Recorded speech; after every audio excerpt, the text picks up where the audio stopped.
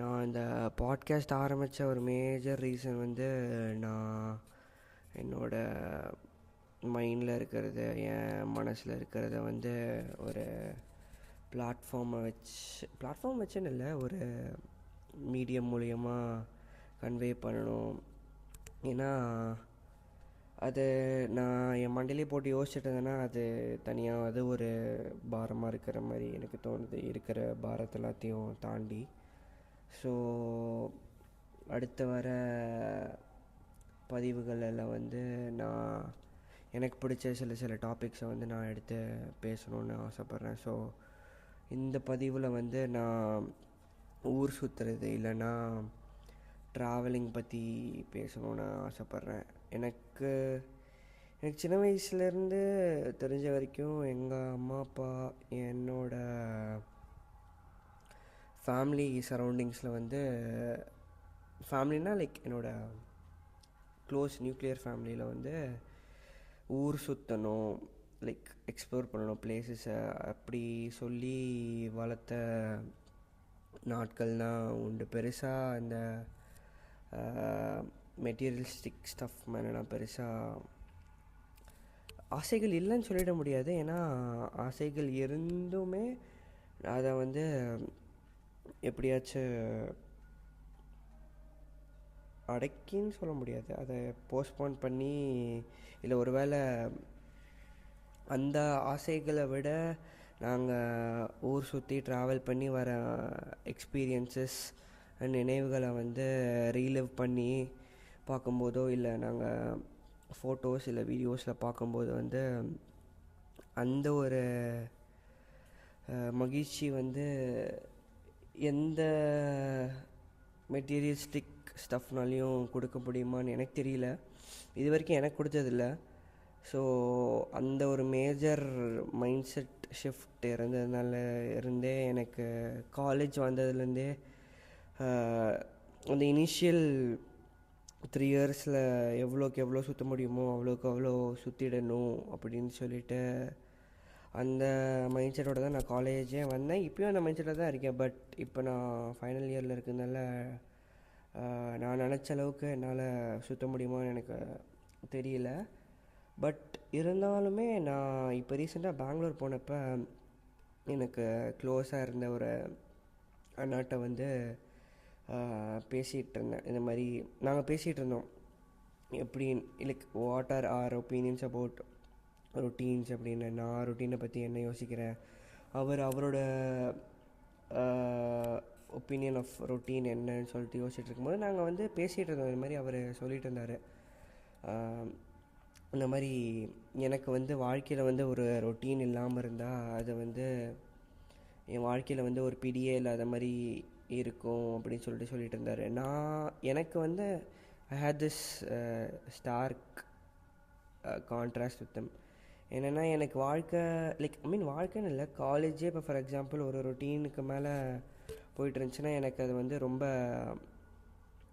மன ரீதியாக அஃபெக்ட் பண்ண ஆரம்பிச்சிடும். ஏதாச்சும் ஒரு மாற்றம் தேவை, ஏதாச்சும் ஒரு சேஞ்ச் வேணும் அப்படின்னு சொல்லிட்டு அந்த சேஞ்சை வந்து நான் லைக் நிறைய விதத்தில் பண்ணியிருக்கேன். எப்படின்னா ஃபார் எக்ஸாம்பிள் கிளாஸை கட் அடிக்கிறதாகட்டும், இல்லை ஃபார் எக்ஸாம்பிள் போஸ்டிங்கை கட் அடிக்கிறது, இல்லைன்னா ஒரு கிளாஸ் மட்டும் போயிட்டு இன்னொரு கிளாஸ் கட் பண்ணுறது, இல்லைன்னா மொத்தமாக லீவ் போட்டு வேறு எங்கேயாச்சும் ஊர் சுற்றுறது, இல்லைன்னா ஓடி வாங்கிட்டு கான்ஃபரன்சஸ் போகிறது, அகாடமிக் ஈவெண்ட்ஸ் போகிறது. ஏர்லியராக ஃபர்ஸ்ட் இயர் செகண்ட் இயரில் அது மாதிரி பண்ணிகிட்டு இருந்தேன். பட் இப்போ வந்து சேஞ்ச் ஆஃப் ப்ரையாரிட்டிஸ் என்ன சொல்லலாம்.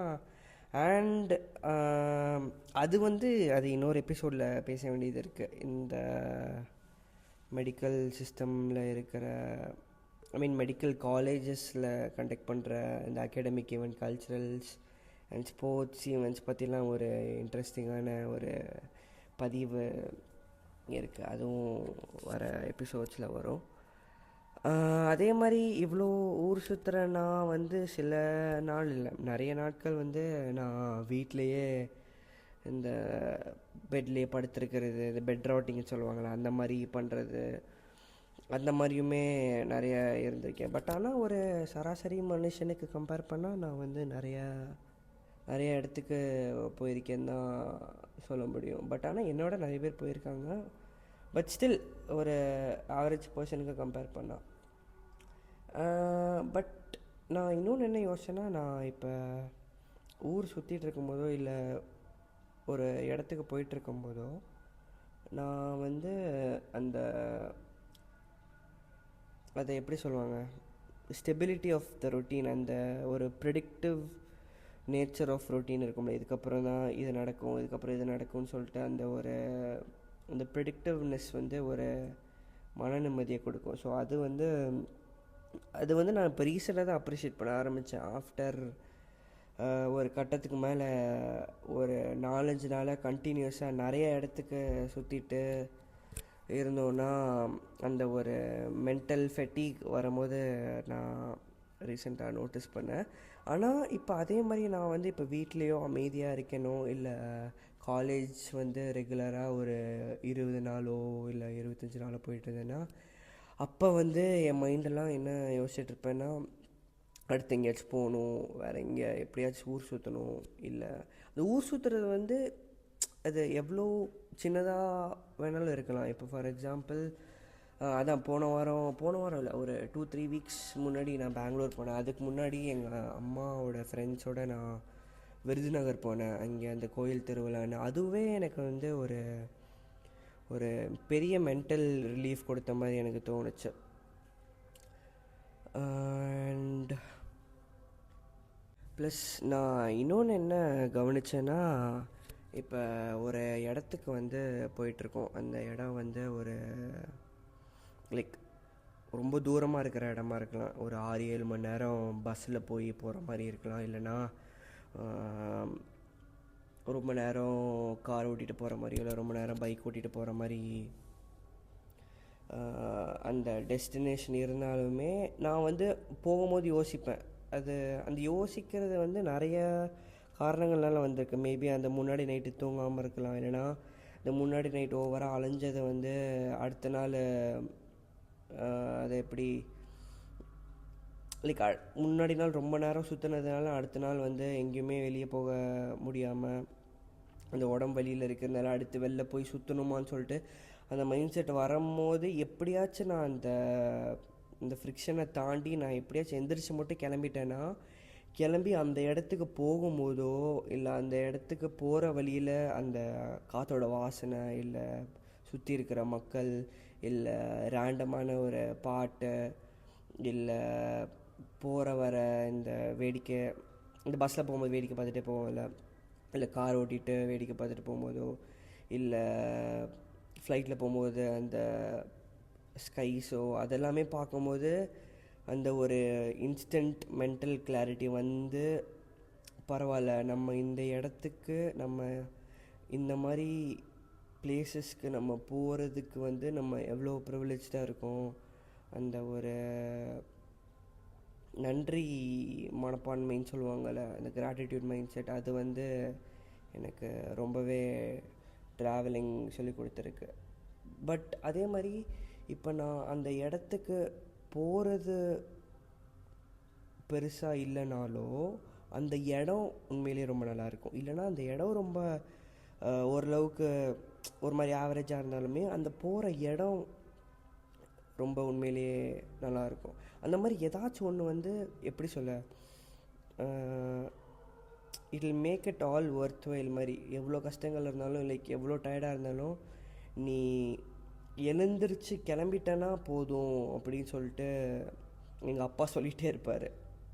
ஸோ நான் அதுதான் யோசிச்சுட்டு இருந்தேன். ப்ளஸ் அதே மாதிரி ட்ராவலிங் இஸ் த பெஸ்ட் எஜுகேஷன்னு சொல்லிட்டு நான் நிறைய பேர் சொல்லி கேள்விப்பட்டிருக்கேன். அந்த ஆக்சுவல் வேறு இடத்துல இருக்க மனுஷங்க வந்து நம்மளை எப்படி ட்ரீட் பண்ணுறாங்க, நம்ம மிச்ச மனுஷங்களை எப்படி ட்ரீட் பண்ணணும். இப்போ எடுத்துக்காட்டுக்கு வந்து சில நேரம் வந்து நாங்கள் ஒரு இடத்துக்கு நாங்கள் லேட்டாக அந்த இடத்துலேருந்து கிளம்புறதுனால அந்த இடத்த பார்க்க முடியாமல் போயிடும். ஸோ அந்த இடத்துல டைம் மேனேஜ்மெண்ட் ஆகட்டும், பங்க்சுவாலிட்டின்னு சொல்லிட்டு நிறைய நிறைய சின்ன சின்ன ஸ்டஃப் தான். பட் ஆனாலுமே அது வந்து நிறைய இடத்துல நான் பர்சனலாக ஃபீல் பண்ணதுனால அது வந்து ரொம்பவே ஒரு ஆழ்ந்த அழுத்தத்தை உண்டாக்கியிருக்கு. அதே மாதிரி ஒரு பாப்புலரான ஒரு டிபேட் இருக்குது. Do you prefer the seas or do you prefer the hills or the மவுண்டன்ஸ்ன்னு. நான் என்ன சொல்லுவேன்னா, ஏன் ரெண்டுத்துக்கும் போகக்கூடாது அப்படின்னு. ப்ளஸ் இன்னொன்று இப்போ ரீசெண்டாக நான் பார்த்தது என்னென்னா, இந்த உண்மையாகவே ஆக்சுவலாக அந்த கல்ச்சரில் போய் நம்ம மூழ்கி அங்கே இருக்க மக்களாக வாழ்ந்து வாழலாம் முடியாது, அவங்களோட பாரம்பரியத்திலலாம் நம்ம வந்து கொஞ்சம் எக்ஸ்பீரியன்ஸ் பண்ணி கொஞ்சம் பார்த்து அப்படி இருந்து பார்க்குறதுக்கும் இந்த டிப்பிக்கலான இந்த இந்த டூரிஸ்ட் ஸ்பாட்ஸை மட்டும் நம்ம வந்து மேட்ச் பண்ணி போகிறது, இல்லை அந்த மாதிரி இடத்த மட்டும் கவர் பண்ணி இவ்வளோ இடத்த பார்த்தோம் நாங்கள், இந்த இடத்தெல்லாம் கவர் பண்ணோம், போய் ஃபோட்டோ மட்டும் எடுத்துகிட்டு அந்த இடத்த உண்மையாகவே ரசிக்கிறாங்களா? மேபி ரசிச்சிருக்கலாம். பட் நிறைய பேர் வந்து இந்தந்த இடத்துக்கு நாங்களும் போயிட்டு வந்தோம், அதை வந்து ஒரு சோஷியல் கரன்சியாக யூஸ் பண்ணுறாங்களே தவிர அதை வந்து ஆக்சுவலி அந்த இடத்த உண்மையிலேயே அவங்க ரசித்தாங்களா, இல்லை அந்த இடத்த வந்து அந்த இடத்தோட அழகை வந்து அவங்க பார்த்தாங்களா அப்படின்னு சொல்லிட்டு அது வந்து ஒரு கான்ஸ்டண்ட்டான டிபேட் போயிட்டுருக்கு. எப்படி இந்த டூர் பேக்கேஜஸ் வழியெல்லாம் போகக்கூடாது, நீங்கள் வந்து சோலோ பேக் பேக்கிங் பண்ணணும் அப்படின்னு சொல்லிட்டு அந்த கல்ச்சருமே இப்போ ரீசெண்டாக இந்த சோஷியல் மீடியா அந்த பூமிங் ஆனதுனால அதை வந்து ஒரு ஹசர் கல்ச்சர் மாதிரி அதை ஒரு பேக் பேக்கிங் கல்ச்சர்னு சொல்லிட்டு கொண்டு வந்ததை மெயினாக என் ஃபீல்டில் நிறையா வந்துச்சு. எனக்கு மிச்சவங்க ஃபீட் பற்றி தெரில, பட் எனக்கு அந்த மாதிரி நிறையா வந்துச்சு. அது எப்படி சொல்ல, அது வந்து ரெண்டு சைடுமே பார்க்கலாம். இப்போ சில பேர்னால வந்து they can actually afford to go on those luxury tours and packages, and அவங்களுக்கு வந்து அந்த மாதிரி போகிறது தான் அவங்களும் ப்ரிஃபர் பண்ணுவாங்க. அவங்களோட ஹெக்டிக்கான லைஃப் ஸ்டைல்லேருந்து இது வந்து ஒரு கேட்வே மாதிரி இருக்கும். சில பேருக்கு வந்து அவங்களுக்கு வந்து they actually like the rush of solo backpacking and solo travel பண்ணுறது, இந்த ஹிட்ச் ஹைக்கிங் பண்ணுறது அப்படின்னு சொல்லிட்டு அது ஒரு பெரிய உலகம். இந்த சின்ன சின்ன கிராமத்துலலாம் போய் அங்கே அக்காமடேஷனோடு சேர்ந்து உங்களை ஹோஸ்ட் பண்ணுறதுக்கு ஹோஸ்ட்டும் அந்த சில ரிமோட்டான பிளேசஸில் இருப்பாங்க. எனக்கு நார்த் போகணுன்னு ரொம்ப நாள் ஆசை. மெயினாக கிஸ்டனிக்ஸ்னு ஒருத்தர் இருக்கார், கிஷோர்னு, ஒரு கேலிஸ்டனிக்ஸ் அத்லெட். அவர் வந்து அவரோட வின்டர் ஆர்க் சேலஞ்ச் ஷேத்தனில் பண்ணியிருந்தார், ஹிமாச்சலில் 60 days. அவரோட ரீல்ஸ், அவரோட யூடியூப் வீடியோஸ்லாம் நான் ரெகுலராக பார்த்துட்ருப்பேன்.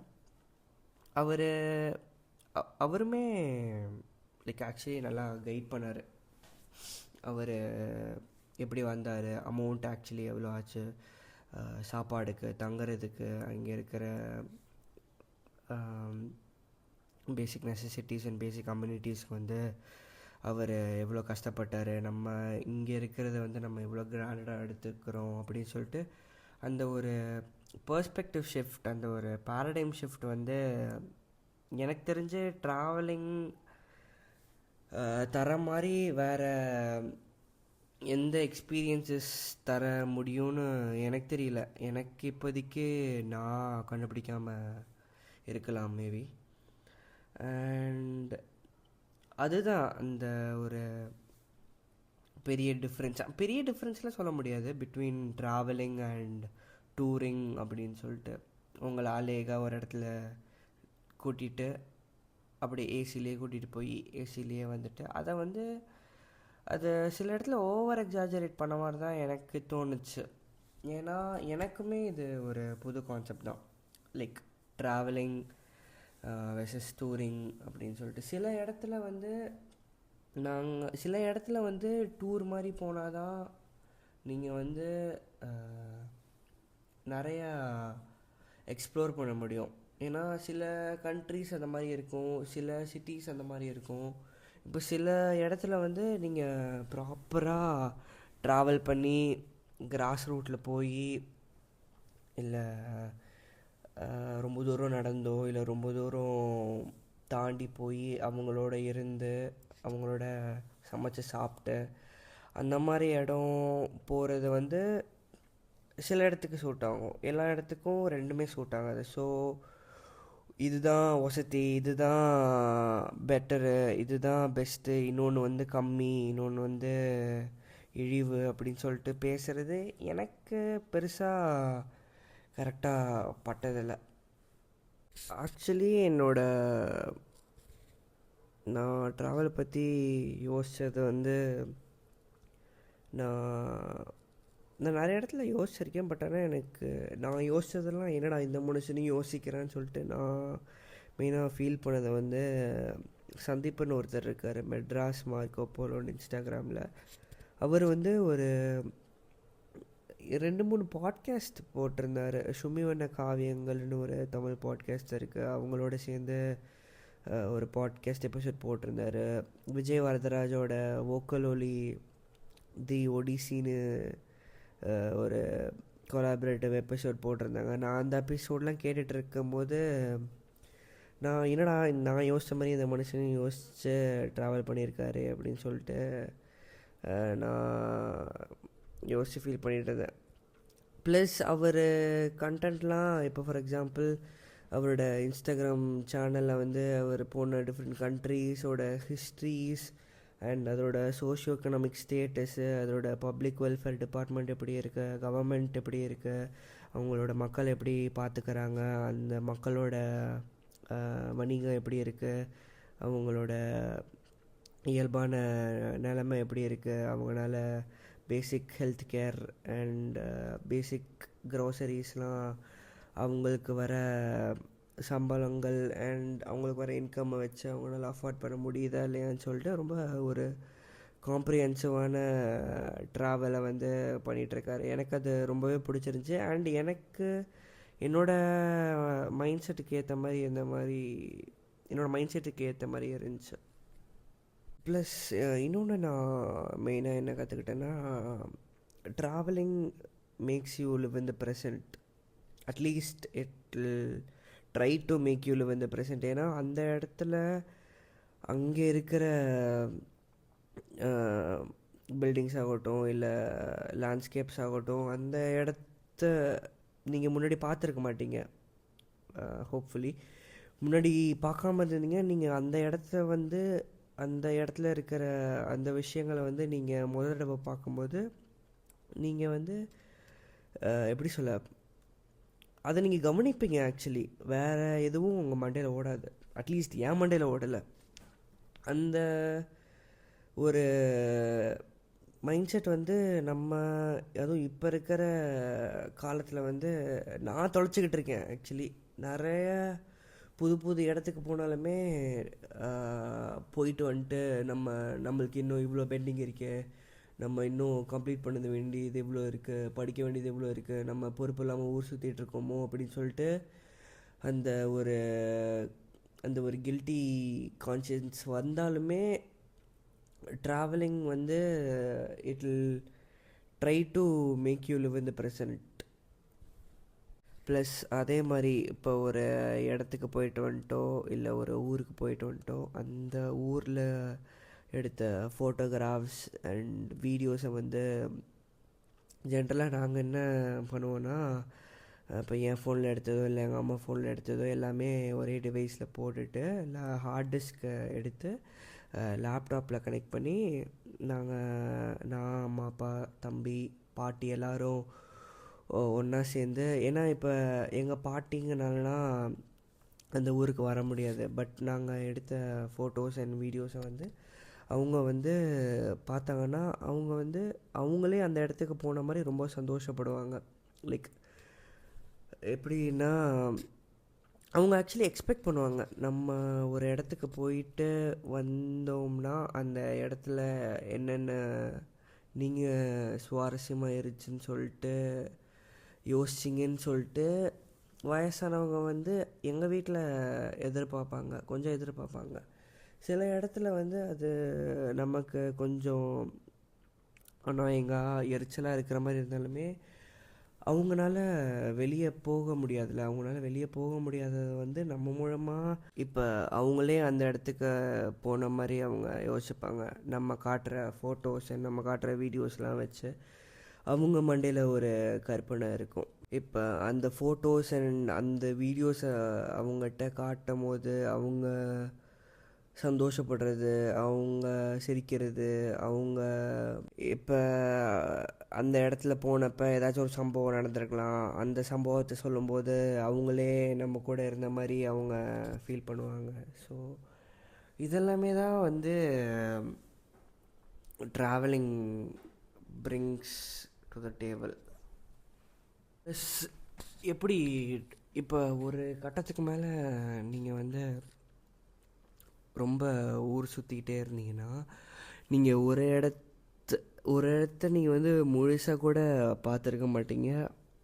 அந்த இடத்துல இருந்து கிளம்பும் போதோ இல்லை கிளம்புறதுக்கு முன்னாடியோ இதுக்கப்புறம் அடுத்த எந்த இடத்துக்கு போகலாம், அதுக்கு காசு எப்படி ரெடி பண்ணலாம், அதுக்கு லீவ் எந்த மாதிரி போட்டால் எந்தெந்த மாதிரி இடத்துலலாம் கவர் பண்ணலான்னு சொல்லிட்டு அது ஒரு விஷயஸ் லூப் மாதிரி போயிட்டுருக்கும். நீங்கள் ஒரு இடத்தையே நீங்கள் ஒழுங்காக பார்த்துருக்க மாட்டீங்க அண்ட் பார்க்கவும் முடியாது. ஏன்னா உங்கள் மண்டையில் வந்து அந்த இடத்துல இருக்கிற அந்த காட்சிகள் பார்க்காம நீங்கள் அந்த இடத்துல இருக்கும்போதே நீங்கள் வந்து அடுத்த எந்த இடத்துக்கு போகலாம், அந்த இடத்துல அது இருக்கும், அதை பார்த்தா நல்லாயிருக்கும், அந்த இடத்துக்கு அவங்க போயிருக்காங்க, ஸோ நம்ம போனாலுமே நல்லாயிருக்கும் அப்படின்னு சொல்லிட்டு அந்த ஒரு மைண்ட் செட்டுமே வந்துடும்.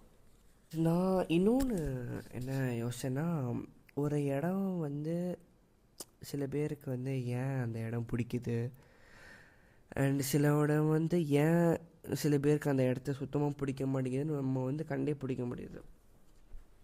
நான் அந்த பாட்காஸ்ட்டை கேட்டுட்டு இருக்கும்போது தான் அவர் Marco Polo, Madras Marco Polo சொன்னார். இது மாதிரி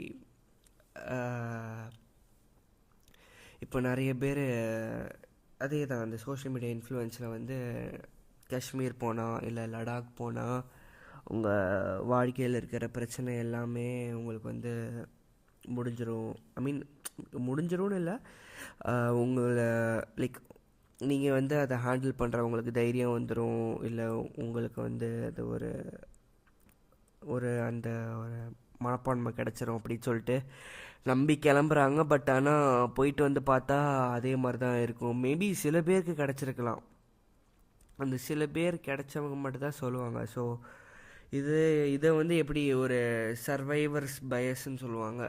இருக்கிறவங்க மட்டும்தான் லைக் அந்த மாதிரி மாற்றம் ஆனவங்க மட்டும்தான் சொல்கிறதுனால போகிறவங்க எல்லாருக்குமே அந்த மாற்றம் கிடச்சிருச்சுன்னு சொல்லிட்டு ஒரு குருட்டு நம்பிக்கையில் வந்து எல்லோரும் கிளம்புவாங்க. இது வந்து எப்படி இங்கே யாரும் அந்த இடத்துக்கு போகக்கூடாதுன்னு சொல்லலை, பட் ஆனால் அது எப்படி சொல்ல, நீங்கள் அந்த இடத்துக்கு போகிற இந்த மைண்ட் செட் வந்து matters a lot rather then the destination. அது சொல்ல முடியாது. சில பேருக்கு வந்து அந்த போயிட்டு வந்துட்டு ஒரு மென்டல் கிளாரிட்டி கிடச்சிருக்கலாம், சில பேருக்கு கிடைக்காமலே வந்துருக்கலாம், சில பேருக்கு ரொம்ப மோசமாகவும் ஆயிருக்கலாம். அது வந்து ஒவ்வொருத்தவங்கள பொறுத்து தான். எனக்கு வந்து லடாக் போகணுன்னு ஆசை, பட் ஆனால் போனால் இந்த படத்தில் ரீக்ரியேட் பண்ணுற சீன்ஸ் எல்லாம் இப்போ அது ஃபேமஸாக இந்த படம் வந்துச்சு, விஜய் தேவர்கோடாவோட ஒரு இந்த ஹையஸ்ட் மோட்டர் பாஸில் அவன் ஓரமாக உட்காந்து இந்த ஒரு சீனை நிறைய பேர் ரீக்ரியேட் பண்ணியிருப்பாங்க. I mean mean no hate towards them, but நான் அதுதான் ஃபீல் பண்ணேன்.